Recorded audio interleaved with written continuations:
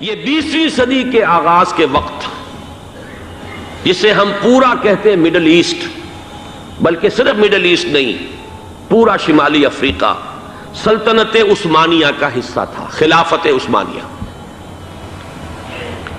Libya, الجزائر، مصر، پورا حجاز، یمن، پورا عراق، شام، اور یہ شام ہی کے حصے ہیں در حقیقت، اردن اور لبنان، یہ سب، یہ شام عرب، عراق عرب، یہ پورا علاقہ خلافت عثمانیہ یہ اس کا حصہ تھا۔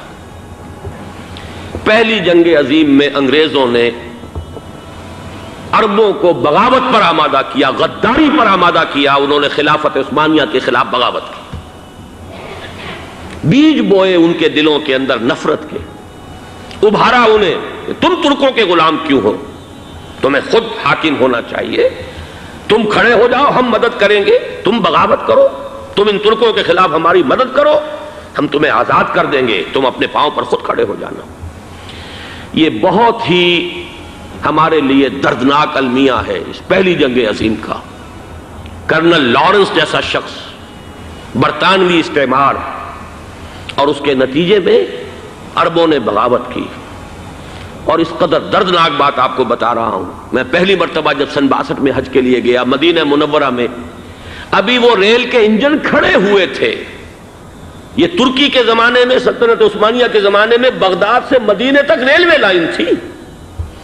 یہ پورا ایک عالم سلطنت عثمانیہ، صرف سلطنت نہیں، خلافت عثمانیہ، پوری ٹرینیں جو ہے ترکوں کی اڑائی گئی، ہزاروں ترکوں کو شہید کیا گیا، یہاں تک کہ صحن حرم میں شہید کیے گئے سینکڑوں ترک۔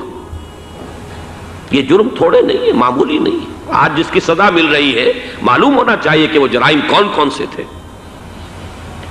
اب بھی جو لوگ گئے ہیں انہوں نے دیکھا ہوگا، ترکی کا قلعہ موجود ہے اوپر پہاڑی کے اوپر، حرم کا جو سب سے بڑا دروازہ ہے باب ملک عبدالعزیز، اس کے سامنے ایک لائبریری ہوتی تھی، اب تو غالباً وہ بھی گرا دی گئی ہے، اس کے پیچھے پہاڑی پر ترکوں کا قلعہ ہے پرانا، اس پر توپیں موجود تھیں۔ جب بغاوت ہوئی ہے، جو حرم میں آئے ہوئے تھے ترک فوجی، ظاہر بات ہے نہتے، وہ تو نماز پڑھنے آئے ہوئے تھے، ان کو وہاں ذبح کیا گیا ہے، اور ترکوں نے اپنی توپیں استعمال نہیں کی کہ کہیں بیت اللہ کو کوئی گدن نہ پہنچ جائے۔ بہرحال یہ غداری ہوئی ہے پہلی جنگ عظیم کے دوران، اور نہ صرف ترکوں پہ عربوں نے کی ہے۔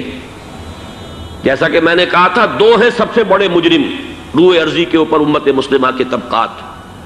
ہمارا پنجابی سپاہی بھی جا کر انگریزوں کی مدد کر کے ایلن بی کو قبضہ جو لے کر دیا بغداد کا، اس میں ہمارے مسلمان پنجابی سپاہی بھی شامل تھے۔ یہ خون چکاں باب ہے ہماری تاریخ کا اس صدی کا۔ لیکن اس کے بعد سلطنت عثمانیہ کے ٹکڑے ہو گئے، چیتھڑے ہو گئے۔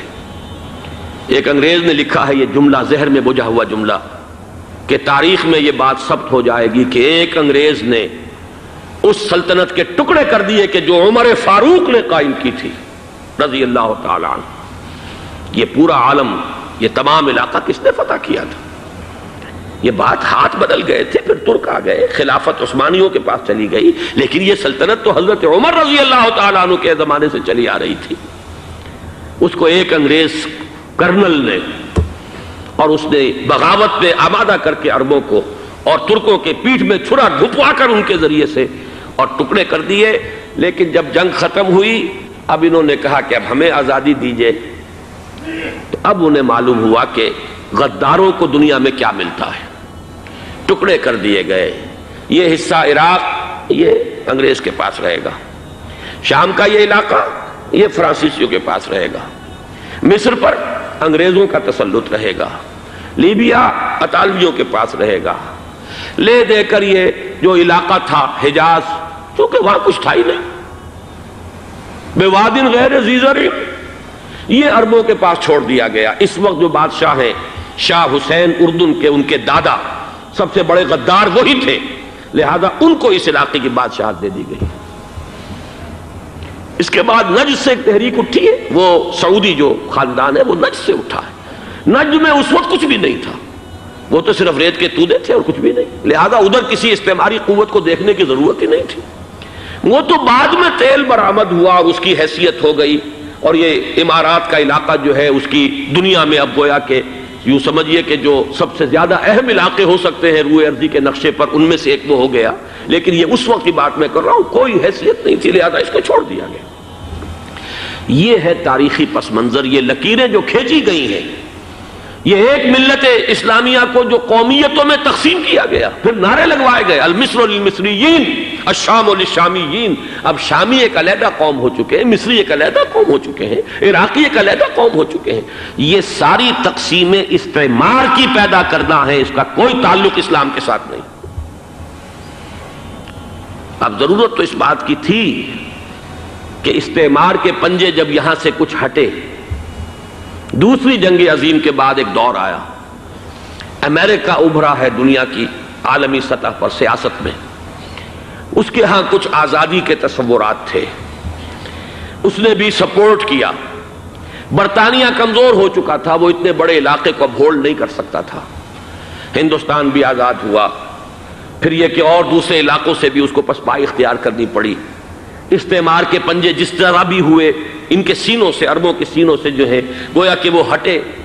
لیکن امریکہ نے ایک اپنی بہت بڑی حکمت عملی جو اختیار کی، عالم عرب کے سینے میں اسرائیل کا خنجر پیوست کر دیا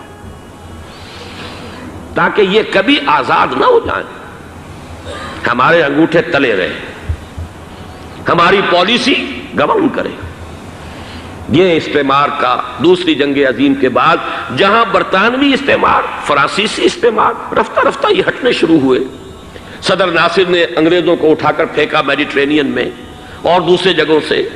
الجزائر نے آزادی حاصل کی فرانس سے، اطالویوں سے جو ہے لیبیا والوں نے آزادی حاصل کی. یہ ہو گیا، لیکن ایک خنجر پیوست کر دیا گیا اسرائیل کا سینہ عرب. اس صورتحال میں ظاہر بات ہے کہ ایک تو بڑی آئیڈیل پوزیشن تھی کہ پورا عالم اسلام متحد ہو، لیکن وہ تو بہت دور کا خواب معلوم ہوتا ہے. علامہ اقبال سے بڑا کوئی نقیب نہیں ہے ملت اسلامی کی وحدت کا. ایک ہو مسلم حرم کی پاسبانی کے لیے، نیل کے ساحل سے لے کر تا بخاک کاشغر. لیکن انہیں بھی اپنے لیکچرز میں کہنا پڑا کہ اس وقت جو صورتحال ہے، پورے عالم اسلام کی ایک وحدت بن جانا تو تقریباً ناممکن نظر آ رہا ہے. اگر کسی طرح ایک common wealth of Muslim nations وجود میں آ جائے تو بھی بڑی کامیابی ہوگی. لیکن اس سے بھی پہلے یہ تو زیادہ آسان تھا کہ عالم عرب ایک وحدت کی شکل اختیار کر لے. یہ تو ایک قوم ہے، اکثر و بیشتر ایک نسل یا زیادہ دو نسلیں کہہ دیجئے. شمالی افریقہ میں بربر نسل بھی ہے، باقی تو سب عرب ہیں. یہ پورا عالم ایک نسل، ایک زبان، پورے اتنے رقبے کے اوپر بولے جانے والی ایک زبان، یہ تو ایک ہو جائے. افسوس یہ ہے کہ اس کا ایک ہو جانا، ایک شخصیت ابھری تھی جو مذہبی مزاج کی شخصیت تھی، جو دینی مزاج کی حامل شخصیت تھی.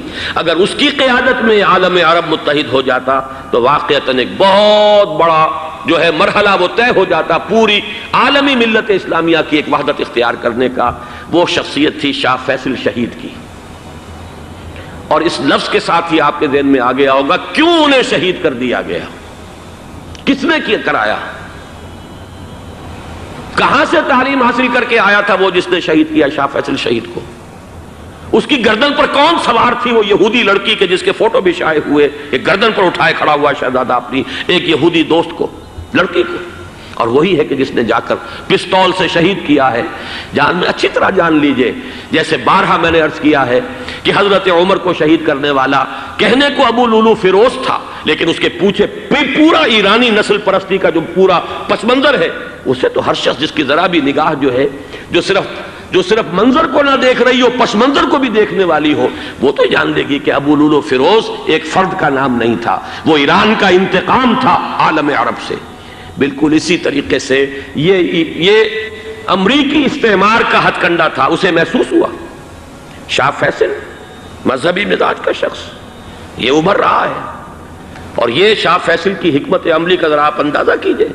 لاہور میں سمٹ کانفرنس ہوئی، اس میں وہ آئے، سب سے ٹاورنگ پرسنالٹی پورے اس وقت عالم اسلام کے اندر شاہ فیصل کی تھی.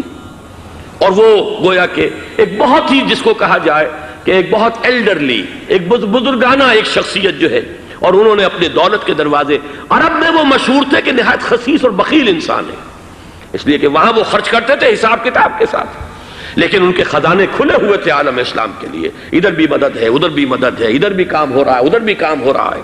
پھر انہوں نے تیل کا ہتھیار استعمال کر کے ایک دفعہ امریکہ کو دن میں تارے دکھا دیے تھے، لہذا ان کا ہٹایا جانا سین سے یہ امریکی استعمار کے لیے لازم تھا۔